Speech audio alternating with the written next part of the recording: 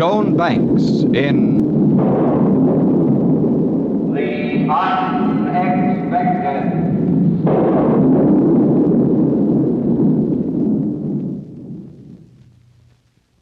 Ever since I was a little girl, I'd dreamed of a career, lying in the long grass and watching the clouds drift by, planning my future.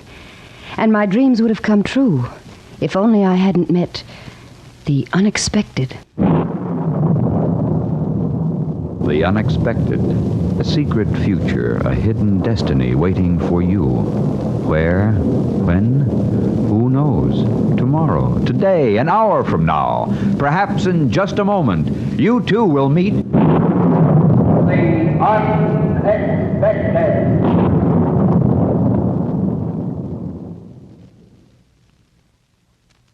And now, the popular radio star, Joan Banks, in Career Woman, a drama of the unexpected.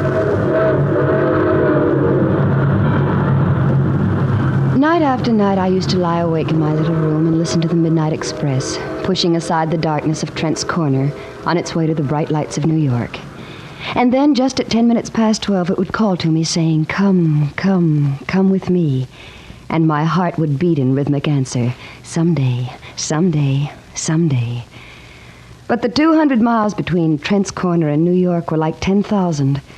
And what chance had a country girl with a flair for words to find a career as a writer in Manhattan?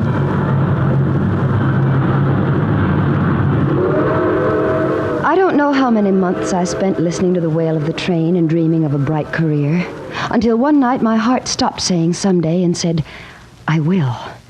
So the next evening, it was a Saturday just after the last spring rain, I went walking on the hill at the edge of town and said goodbye to Dick. Dick. How can I explain about him? He was tall and quiet and very small town. But I did love him. Really, I did. But it doesn't make sense, Jan. If you really love me, you ought to be willing to give up this foolishness. But it's not foolishness, Dick. I'm very serious about my work. You call writing a lot of silly stories work? Yes, I do. Well, it'd be different if you were really accomplishing something. Dick, I've almost finished a book, a novel. And I'm going to New York to sell it. Now, wait a minute, Jan. Let's sit down and talk this over. You're really going to New York? Yes, next week. So soon? Yes. Well, maybe I can get some time off from the store. Maybe I can go with you. No, Dick, I want to do this alone. Anyway, You what? I don't know how long I'll be gone. You mean you're going to stay in New York? Yes, Dick, I am. Until I know for sure whether I'm a good writer or not. But that might take years. You don't have much faith in my ability. Oh, it isn't that, Jan. It's just that sometimes good writers aren't ever discovered. But I'm going to be discovered, Dick. I'm going to work until I am. Jan, I want to marry you now. I don't want to wait. I need you. And nobody says you ought to stop writing. But why can't you do it right here in Trent's Corner? Oh, Dick, don't be silly. I'm serious, Jan. Oh, really? Trent's Corner. Look at the lights down there. Old, frame houses, rickety stores, a couple of bars. Trent's Corner. 2,000 people, and every one of them half dead from the neck up. Well, that's not very flattering. I didn't mean you, darling. But you've got to understand, I have talent, Dick, real talent. Well, haven't I? I guess so. But you said yourself that everybody in town was dead from the neck up. Oh, Dick. We aren't getting anywhere this way. No, we're not. Come on, let's go back to town. Dick. I'm listening. Look, darling, I'll make a bargain with you. Give me a year in New York. If I haven't made a go of my writing by then, I'll come back to Trent's Corner. Is it a bargain, darling? Will you wait a year? Only a year? I'll wait, Jan. But only for a year. Remember. I won't forget, darling. I won't forget. You can count on that. So I went to New York on the Midnight Express. I took an apartment in Greenwich Village. At first, I wrote to Dick every other day, telling him about my hopes, my aspirations, my chances. But then I made new friends. Actors, painters, writers, all young, all poor, and all unknown. My letters to Dick became weekly, then monthly. Finally, I stopped writing altogether. I didn't hear from Dick anymore either, and I was sure he'd found some other girl. But then, one afternoon late the next spring when I was finishing chapter 14 of my new novel for the 15th time... Oh, I'm coming. What? Hello, Jan. Why, Dick. Oh, what a nice surprise. Come in. Please Surprise? come in. Oh, sure. What are you doing in the big town? I came to see you, Jan. Oh, It's been a year. yes, I know. I haven't seen you for some time. How's the work going? Oh, very well. Really very well. Well, that's fine. Yes, I expect to have a book out very soon. Oh? My publisher says it's sure to be a bestseller. It's a novel, a historical romance. Oh, they're very successful now, aren't they? Yes. Yes, very successful. I read that new one everybody's talking about. What's it called? The Night is Red by Martha Arnold. Yeah, that's right. How did you like it? Well, I guess it's making a lot of money for Miss Arnold. I hope yours will do as well. I hope so, too. I suppose we'll be reading all about you in the papers soon. Oh, not for a while, probably. Well, I'd better be moving along. I'd ask you to stay, but I have an appointment with my publisher. You understand? Oh, I won't keep you, Jan. There's a train home in about half an hour. But you haven't seen anything of the city. I've seen all I want to. Goodbye, Jan. Goodbye, Dick. I'm sorry. No, there's no reason to be. I really understand. I know you do. You've always been swell. Well, Dick, yes?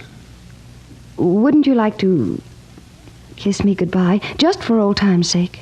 There doesn't seem to be much point in kisses that say goodbye. Yes, I guess you're right. So long, Jan. Goodbye, Dick. Oh, no. No. Dick, come back. Please come back, darling. What's the matter, Jan? Why are you crying? Oh, Dick, I'm such a fool. I've been such a fool. Never mind, Jan. I'm not a success, Dick. I didn't want to tell you I'm a flop.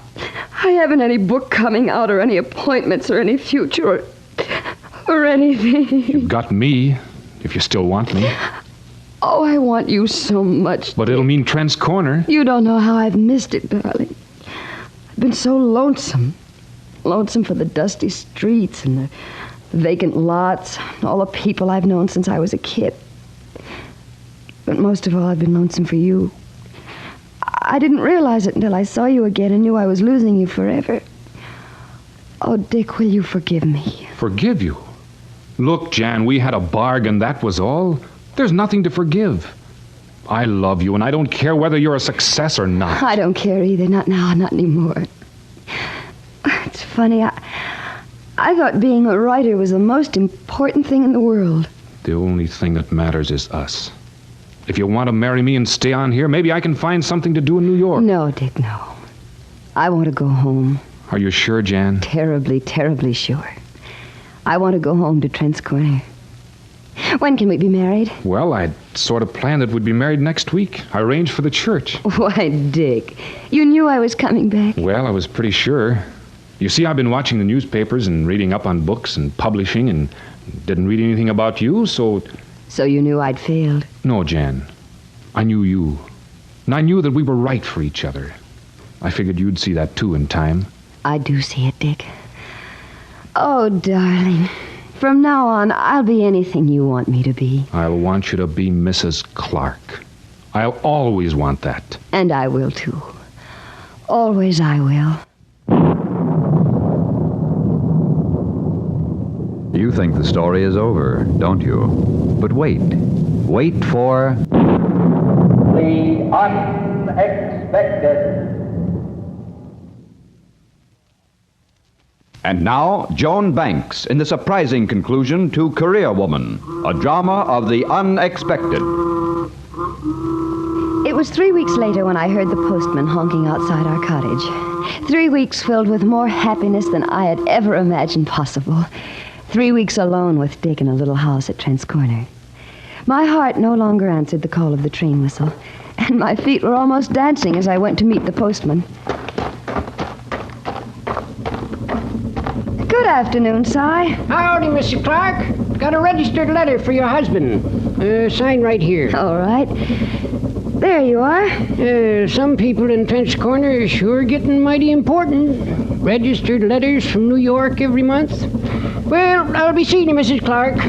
Yes, Si, thanks. Goodbye. Bye.